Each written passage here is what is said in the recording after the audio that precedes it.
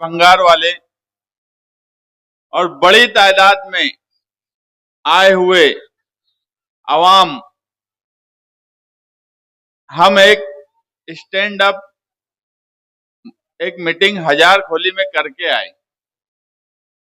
आज शिकारी होटल से लेकर हजार खोली के चौक तक सिर्फ तुम्हारे ही भोंगे बंधे हैं और सामने वाले जो है वो पुलिस स्टेशन में बैठे हैं। मतलब भोंगे बहुत बांध दिए है वार्ड में, भोंगे बहुत बांध दिए हैं। जब मैं हजार खोली का प्रोग्राम में था, उस वक्त पुलिस वालों का फोन आया, बोले तुमने 70 भोंगे बांधे, कोई बोल रहा है 40 भोंगे बांधे। मैं बोला मैं तो अभी मीटिंग में आया हूं, मैं तकरीर कर लिया। उसके बाद जब वहां से निकला तो फिर पुलिस वाले का फोन आया रास्ते में, और वो बोले कि यार तुमने नंदन नगर में भी भोंगे बांध दिए। मतलब नंदन नगर में अलग मीटिंग है, हजार खोली में अलग मीटिंग थी। तो मैं बोला जो आपके पास बैठे हैं उनको बोलो यार तुम इलेक्शन लड़ो, तुम भी जाके प्रचार करो, मीटिंग लो, यहाँ वक्त क्यों जाय कर रहे हो। सच बात यह है कि वार्ड नंबर 7 आप लोगों की मोहब्बत, आप लोगों की कोशिश और जिस तरह का आप लोगों ने माहौल बना दिया, ऐसा लगने लगा मुखालफिन को कि उनका इलेक्शन उनके हाथ से निकल चुका है। इसीलिए वो तुम्हारे भोंगे गिन रहे हैं। इलेक्शन और सियासत में हम क्या करना है, अगर कोई 40 बांध रहा है तो हमारी इतनी ताकत है कि हम 80 भोंगे बांध के जवाब दे सकते हैं। हम शिकायत लेके वहां रोने नहीं बैठ जाएंगे, और ना जो हम 4 लड़ रहे हैं और जो ये स्टेज पर बैठे हुए लोग हैं, इनकी ताकत और आप लोगों की ताकत ऐसी है कि हमें ना किसी से डरने की जरूरत है, ना रोने की जरूरत है। आप लोगों का साथ हमें चाहिए। 15 जनवरी तक जिस तरह का माहौल बना है, ये 15 जनवरी तक रहना चाहिए। अभी बाकी भाई बोल रहे थे कि कंपाउंड तक रोड बना दिए, बिल्कुल सच बात है। चमड़े वाले के वहां की रोड भी बाकी भाई बनाए, ये भी सच बात है। मैं सोच रहा था एक कुरैशी अच्छा है, ये वार्ड में नहीं था, नहीं तो उसकी भी रोड बाकी भाई बनाए होते, मगर वो वार्ड के बाहर था तो बाकी भाई नहीं बना पाए। ये अपने घर के पास का काम नहीं कर सकते। तीनों कारपोरेटर इसी वार्ड में चुन के आए। ये जहां जा रहे हैं उनसे एक ही सवाल पूछा जा रहा है कि 5 साल 8 साल तुम कहां थे, और हर जगह पूछा जा रहा है। साबान नगर में भी वही सवाल है, मदीनाबाद में भी वही सवाल है। हजार खोली में आए थे, ये बैठे हैं हमारे सच का सामना, एक रील बना दिए, उससे ही दिख गया कि लोग उनसे क्या पूछ रहे थे और हमारा किस तरह इस्तेकबाल कर रहे थे। काम करना आना चाहिए, काम करने का तरीका होना चाहिए। सिर्फ जो कोई मुद्दे पे नहीं बात करते, उनके पास इलेक्शन किस लाइन पर लड़ना है, अवामी तकलीफ क्या है, अवाम को वो क्या देना चाहते हैं, इस पे अभी तक बात नहीं की है। बोले वार्ड नंबर 7 में एमडी का बहुत नशा होता। अरे तुम मेंबर, तुम्हारी बहुत कंपाउंड की बोलते बड़ी ताकत, तो तुम क्या कर रहे थे। अरे अगर कहीं कुछ हो रहा है, तुम खुद मेंबर थे, तुम एफआईआर करवाते, जमा करवा देते। सिर्फ वार्ड नंबर 7 के लोगों को बदनाम करना, और बदनामी इस हद तक कि लोग उस पर शहर भर में बात करें, ऐसे लोगों को वोट देना, ये समझ लीजिए जो आपको बदनाम कर रहे हैं उनको वोट तो किसी भी सूरत में देने की जरूरत नहीं है। ना वो काम करते हैं, ना आगे काम करने की उनके अंदर हौसला है कि हाँ हम ये काम करेंगे, इस पर कोई बात नहीं करते। ये इलेक्शन सिर्फ आपकी बुनियादी जरूरत का नहीं है, आपकी बुनियादी जरूरत के साथ साथ आपके तहफ्फुज का है। आप की हिफाजत का है। आपकी वोट आपकी अमानत है। आप अगर वो वोट साइकिल निशान पर देंगे तो आपकी अमानत की हिफाजत करने की जिम्मेदारी हम 4 कारपोरेटर की है। यहाँ जमील सेठ बैठे हैं, आपके मोहल्ले के हैं, आप उनको अच्छी तरह जानते हो कि किस तरह से सखी आदमी है, काम काज के साथ साथ गरीबों की मदद करते हैं। कल कोई भी काम आया, आधी रात को आप उनका दरवाजा खटखटा सकते हो। बाकी भाई वाहिद ऐसे कारपोरेटर रहे जिनके बारे में हम चारों पूरे वार्ड में दौरा करते हैं तो हर आदमी ये बोलता है कि यही एक आदमी हमारे पास आता था, यही एक आदमी हमारा काम करता था। हुसैन अंसारी, मैं इससे पहले भी एक जगह बोला कि बोले मेरा टिकट कट गया, हुसैन अंसारी को दे दिए। भैया तुम सेटिंग कारपोरेटर थे, वो कुछ नहीं था, वो काम किया, लोगों की राय आई कि यार वो ज्यादा काम किया है, उसको काम करना आता है, तो उसको टिकट दिया गया। तुमको बुरा नहीं मानना था, आसिफ भाई का साथ नहीं छोड़ना था, आप आगे 5 साल उनके साथ रह के और काम करते, आगे आपको टिकट मिलता। लेकिन आपको सब्र नहीं हुआ क्योंकि आपने कभी कोई काम नहीं किया। जो 2-4 काम करने की कोशिश की वो सब मुद्दे पे मैं इसलिए अभी आना नहीं चाहता कि डबल बिल टीएम स्कूल के पास कौन निकाला ये भी मुझे मालूम है। लेकिन आज इलेक्शन को हम बिला वजह किसी दूसरे रुख पर ले जाना नहीं चाहते।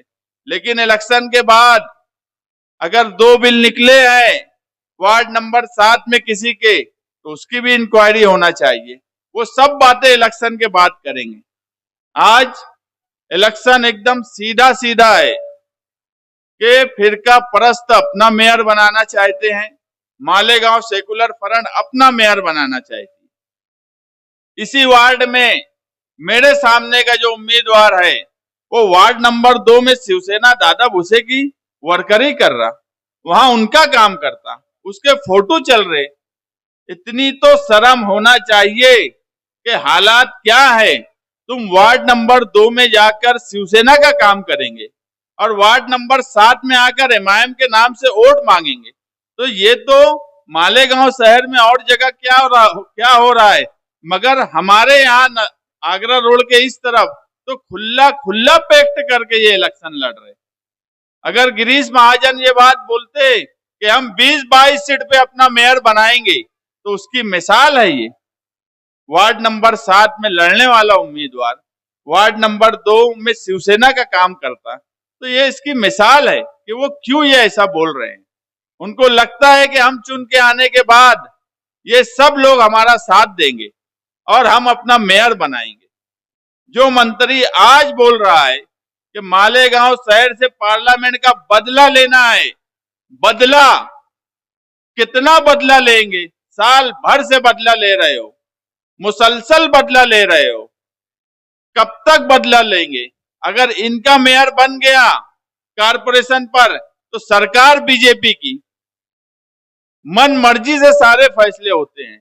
महासभा की अपनी एक ताकत है, महासभा का अपना एक पावर है। अगर महासभा बीजेपी और एमआईएम के हाथ में आ गई तो आप समझ लीजिए कि बीजेपी अगर बोल रही है कि हम बदला लेंगे तो ताकत कारपोरेशन से लेकर सरकार तक उनकी होगी।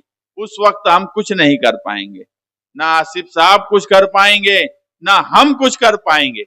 आज हमारे लिए सबसे अहम सवाल है जन्म दाखिले के बाद, जन्म दाखिले का मामला आप सबके सामने है। उस इंक्वायरी के बाद एसआईआर की जब इंक्वायरी शुरू होगी तो उस वक्त कौन आपके पेपर दुरुस्त करेगा? अगर कारपोरेशन के घर पट्टी के मुलाजमीन आपका सर्वे करने आएंगे और बीजेपी का मेयर रहा, इक्तदार बीजेपी का रहा, तो मुझे बताओ तुम्हारी कौन सुनेगा? वो तो पहले ही बोल दिए हैं कि बदला लेना है।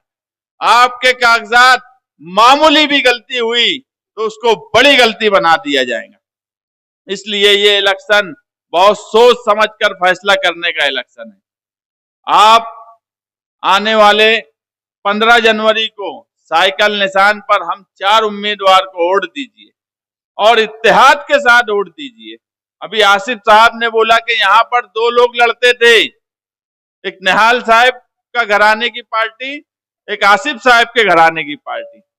अगर ये दोनों ने इस वार्ड में इत्तेहाद कर लिया तो मुझे बताओ, मदीनाबाद, मर्चेंट नगर, अवामी नगर, अशरफी नगर, गोंडबाड़ा, गणेश नगर, नंदन नगर, सर्वे नंबर 57, सर्वे नंबर 56, नया इस्लामपुरा, साबान नगर, निषाद स्कूल के पीछे का हिस्सा, हजार खोली का हिस्सा, ये सारे हिस्से में हम ही लोग आपस में इलेक्शन लड़ा करते थे। अगर हमने इत्तेहाद किया तो आपको भी इत्तेहाद करके इस वार्ड में ऐसा फैसला करना है कि मालेगांव शहर में एक बात जाए कि अगर निहाल साहब और रशीद साहब का घराने का इत्तेहाद हुआ तो उसकी मिसाल 16 जनवरी को लोगों ने देना चाहिए कि एक तरफा लोगों ने इत्तेहाद करके साइकिल निशान पर उड़ दी। हम आपकी बुनियादी जरूरत के साथ आपकी हिफाजत, आपके तहफ्फुज की जिम्मेदारी हमारी होगी। आपने जिस मोहब्बत के साथ इस मीटिंग में हमें टोपी पहनाई, हमारा फूल हार किया, ये एहतराम, ये इज्जत जो आप आज हमें दे रहे हैं, इंशाअल्लाह कल इस बात को हम एतराफ करेंगे कि हमें वार्ड नंबर 7 ने जो इज्जत और एहतराम दी और जो ओढ़ दी वो उनकी अमानत थी और उनकी अमानत की हिफाजत हमारी जिम्मेदारी होगी। मेरी माए बहनें भी सुन रही होंगी, अलग अलग मोहल्ले में कई ख्वातीन जेल चली गई। हमारे लिए सबसे अहम बात यह है कि हम सब कुछ बर्दाश्त कर सकते, मैं जेल चला जाऊं मेरा घर बर्दाश्त कर लेगा, जमील सेठ जेल चला जाए उनके घर के लोग बर्दाश्त कर लेंगे, मगर जमील सेठ की वालदा अगर जेल चली जाए तो बताओ यहाँ बैठा हुआ एक फर्द बर्दाश्त कर सकता क्या? एक फर्द बर्दाश्त कर सकता क्या? किसी की माँ जेल चली जाए, किसी की बहन बेगुनाह जेल चली जाए तो कोई बर्दाश्त करेगा? वो जावेद भाई बैठे हैं, मुझे बता दे कि वो बर्दाश्त कर सकते। जमील सेठ चले जाएंगे वो बर्दाश्त कर लेंगे। मतलब ये है कि बीजेपी अगर उन्होंने कोई लिहाज जन्म दाखिले में नहीं रखा, बदला लेने में ख्वातीन का भी एहतराम नहीं किया, ख्वातीन को भी जेल में भेज दिया गया, तो एसआईआर की इंक्वायरी में ये क्या क्या कर सकते हैं जो आज इलेक्शन से पहले बोल रहे हैं कि हमें बदला लेना है, वो आने के बाद किस तरह का बदला लेंगे आप सोच नहीं सकते। एक सिग्नेचर की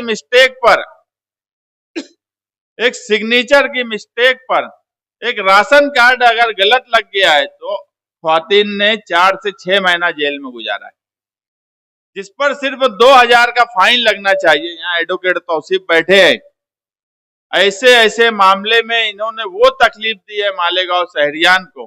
तो आप सोचिए कि अगर गिरीश महाजन ये बोल रहे हैं कि हमें बदला लेना है तो अपना खून क्यों नहीं खौलता, आपका खून क्यों नहीं खौलना चाहिए?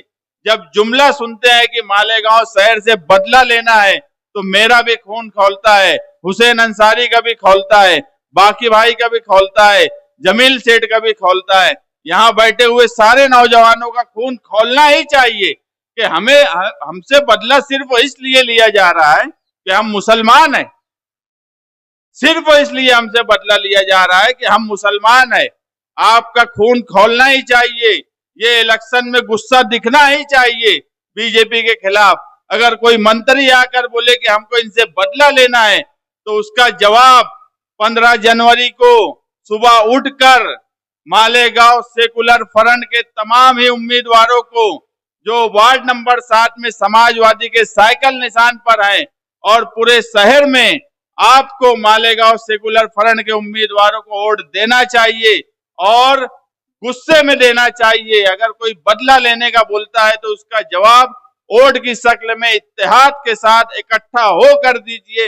इंशाअल्लाह 16 जनवरी को मालेगांव सेकुलर फ्रंट इक्तदार में आ रहा है, अपना मेयर बना रहा है और वार्ड नंबर 7 की आवाम जिस तरह से आप लोग कोशिश कर रहे हो, इंशाअल्लाह हम 4 कारपोरेटर भी इक्तदार में हिस्सेदार होंगे और हम इक्तदार में हिस्सेदार होंगे तो आपकी वोट की हिफाजत की जिम्मेदारी हमारी होगी। हम फिरका परस्त ताकत, कितनी भी बड़ी ताकत हो, उससे लड़ने की जरूरत हमारे अंदर है। आसिफ शेख रशीद साहब और हम पूरे शहर के लिए हिफाजत करने की जिम्मेदारी लेंगे। हमारे कारपोरेटर्स कारपोरेशन में ढाल की तरह आपकी हिफाजत करेंगे। लेकिन अगर आपने मामूली भी गलती कर दी, आपने अगर किसी भी तरह के बहकावे में आए, किसी भी तरह की दूसरी बातों में आए, यहाँ पर हमारे मुखालफिन के पास कोई कामकाज, ना उन्होंने कोई काम किया वो मामला है, ना उनके फिरका परस्तों से लड़ने की ताकत है। सिर्फ कुछ नौजवानों को लेकर गुंडागर्दी करके वो इलेक्शन लड़ना चाहते हैं।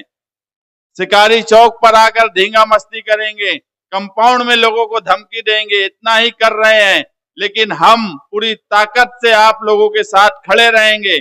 हमें आप 15 जनवरी को साइकिल निशान पर भरपूर वोट दीजिए। वार्ड नंबर 7 की आवाम से मैं दोबारा गुजारिश करूंगा, मर्द हो ख्वातीन से दोबारा गुजारिश करूंगा कि साइकिल निशान पर आप इतनी भरपूर वोट दीजिए कि हम जब महासभा में खड़े हो, अगर कोई फिरका परस्त एसआईआर के सवाल पे, जन्म दाखिले के सवाल पे, या किसी ऐसे मामले में जो सिर्फ मुसलमान होने की वजह से हमें टारगेट करेंगे, तो हम उसका मुंहतोड़ जवाब देने की कोशिश करेंगे।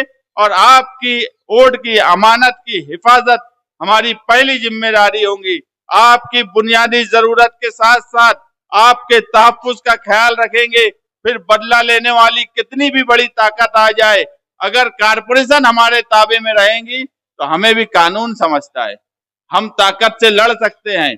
हम वही हैं जो शिवाजी पुतले के पास अगर कोई भगवा झंडा लेके आने की बात बोलता था, तो हम तिरंगा झंडा लेकर गए, तो उनकी हिम्मत नहीं हुई कि शिवाजी पुतले के पास भगवा झंडा लेकर आ जाए। अगर सिविल हॉस्पिटल को नदी के उस पार स्टाफ ले जाने की कोशिश करने की बात हुई, तो हम शिवाजी पुतले के पास अगर धरने पर बैठे, तो उनकी हिम्मत नहीं थी कि वहां से ले जा सके। अगर हम रोड पर, सड़क पर फिरका परस्तों से इतनी ताकत से लड़ सकते हैं, तो आप यकीन मानिए महासभा हॉल में बीजेपी और शिवसेना को लोहे के चने चबवा